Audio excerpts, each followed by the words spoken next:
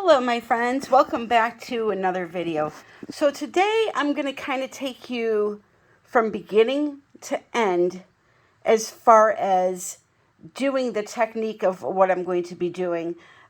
Meaning I'm going to tell you about canvas, I'm going to tell you about paint, I'm going to tell you about pouring medium, and I'm going to tell you about doing the technique that I'm going to be doing, which I haven't done in a long time. And I don't know if you noticed, I'm trying to get away from all of the popular techniques and kind of go back to where acrylic pouring began, when it was fun and people didn't stress about whether or not they had cells in their blooms and if their Dutch pour composition was right. I want to get it back to just having some good old-fashioned fun with some good old-fashioned paint. And yeah, so let me get set up here and we will get started. So the first thing you need for acrylic pouring is paint. You can do acrylic pouring with any type of an acrylic paint. And nowadays people are using enamel-based paints to do acrylic pouring. But if you're just learning, you want to stick to your basic acrylic/acrylic craft paint. Now, Amsterdam, which I use a lot and love, is a basic acrylic paint. It's very pigmented. They even sell little sets that coordinate the colors. They have your primary colors. They have a portrait set where it's portrait-themed colors. They're metallics. They're pearl colors, which act like an interference in your paint, meaning you'll move your painting around once it's dry and you'll see these different colors. All right.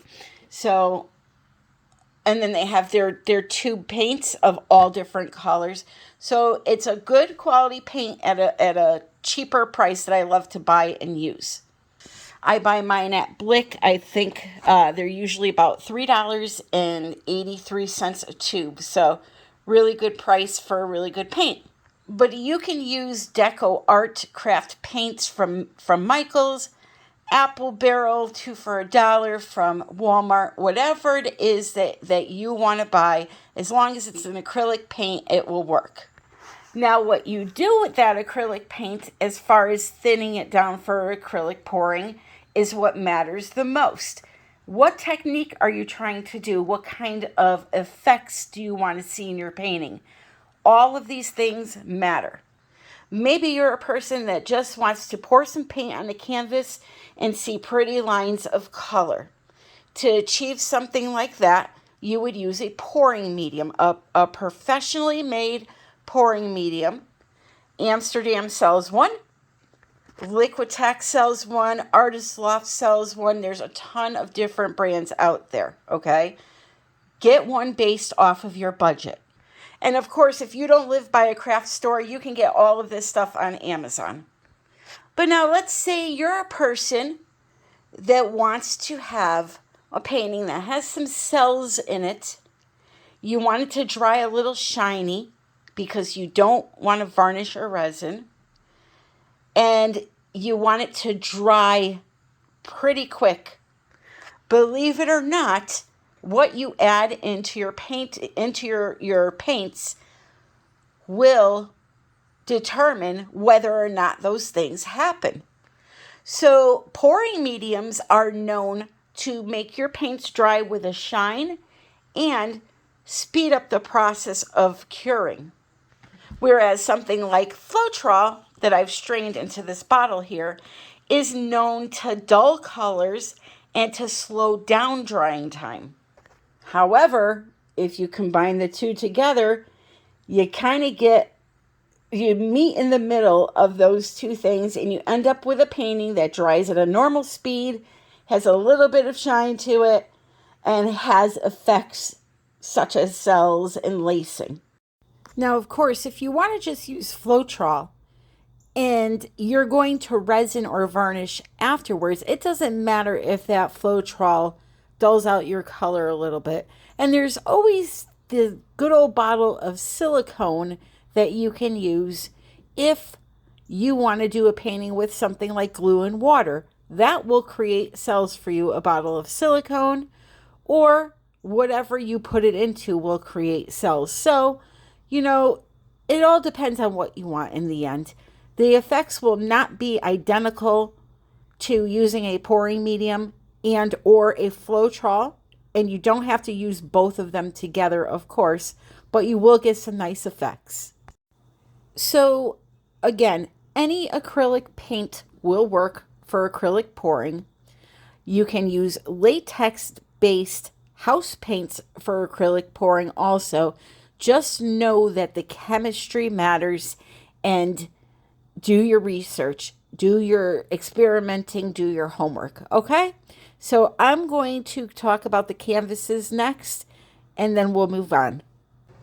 So let's talk about canvases. Now, you can use any kind of canvas, but I have to forewarn you, if you use something that is a cheaper type of a canvas, there's a good chance that it's going to be very saggy in the middle. And what that's going to do is it could alter the outcome of your painting dramatically. I like to use either a level 2 or a level 3. A level 2 painting has the same size as a level 1 painting, or a canvas, but it's stapled and tucked in the back, okay? I don't know, you probably can't see that, but the canvas is tucked into the frame. A level 1 painting they pull the canvas over the frame and just staple it, which gives it the ability to be a little looser, all right? So I like to use level 2 or level 3. This is a level 3 because they have the nice thick sides, but what you can do if you use a level 1 is spray some water on the back of it and let it dry, and it will shrink it a little bit to make it tighter, all right? Because you want a nice sturdy center. You don't want it sagging, because then the paint pulls into the center and it ruins your whole design when you're done. Okay, so when using something like a pouring medium, they're expensive. You don't want to use them the same way as you do something like a Floetrol. Floetrol is inexpensive, and we use this not only to get cells in our artwork, but also to give us a volume to create a lot of one color. It stretches our paints for us. Now, yes, you could do that with a pouring medium, but it's going to cost you a lot of money. My goal is to save you some money. So this is how I personally mix my paints for regular acrylic pouring techniques, such as ring pours, dustpan pours, straight pours, dirty pours, all those pours other than the Dutch pour, the bloom technique, and the pearl cell technique, sorry. So what I will do is I will take a color. I will cover the bottom of the cup with paint, just a little mound of paint. I will then take pouring medium, which is in that little cup there. The bottle was big and heavy. Cover the surface of that paint and just mix it into the paint, giving it a chance to bond to the paint. Then I will take my Floetrol and fill the cup up almost till it's full. Mix the two together, and voila, we have paint. It is that simple. That is the perfect consistency, which is a number 3 on the consistency chart.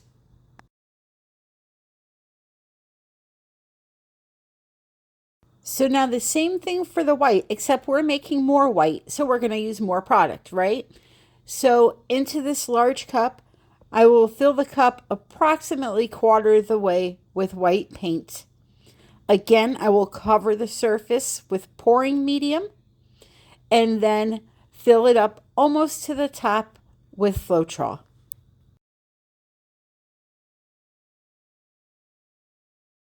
You want to leave yourself a little room just in case you need to add some water because it's too thick.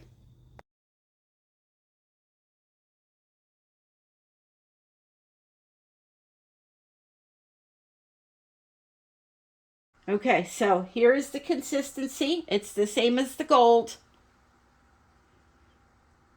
Your paints will always be the same consistency if you're using the same brand of paint for the entire pouring.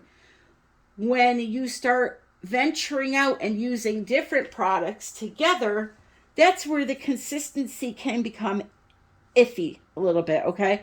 This white is much thicker than this white. So this white here, if I had used it, I would have definitely had to add water. But this one I don't. And therefore, for the colors that are the same exact consistency, I don't have to either. Alrighty, so here are my colors. I have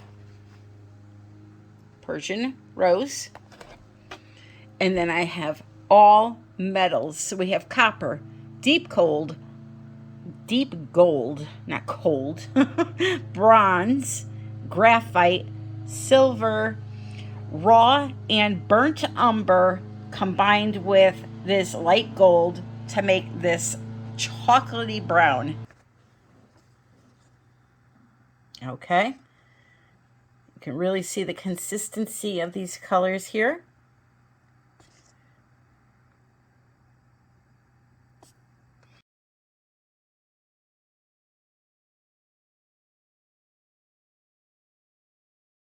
So from this point forward, I'm just going to let you watch the video. Just understand, I'm just having some fun here, some good old-fashioned fun, pouring some colors into a dollar store dustpan, and I'm going to do, as I said, pour some ribbons on the canvas and maybe some little traveling ring pours or something. I'll keep going, though, until I'm happy.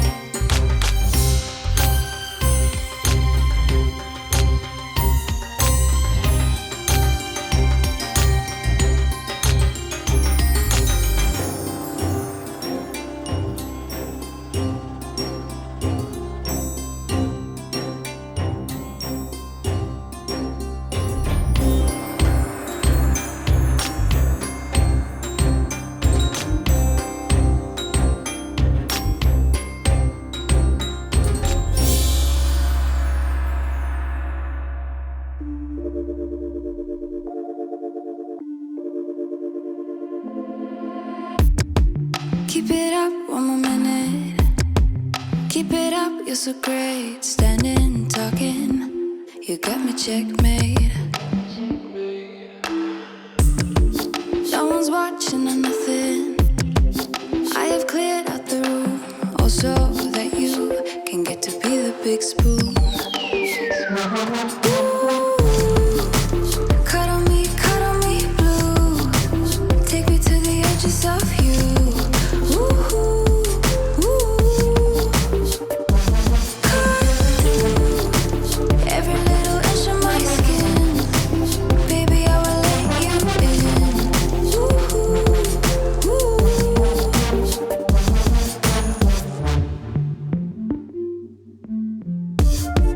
Call me up in a minute. Call me up, set me straight. Pickpocket my eye socket.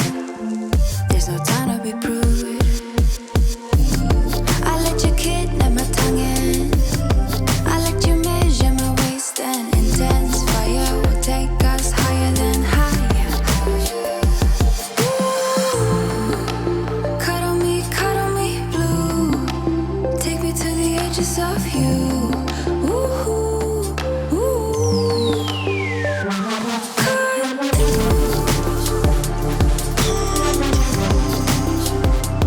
Cut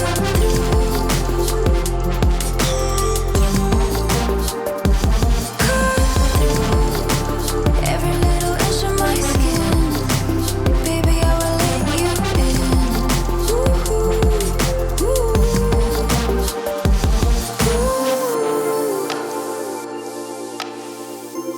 Can you feel the 7799? Tell me you do.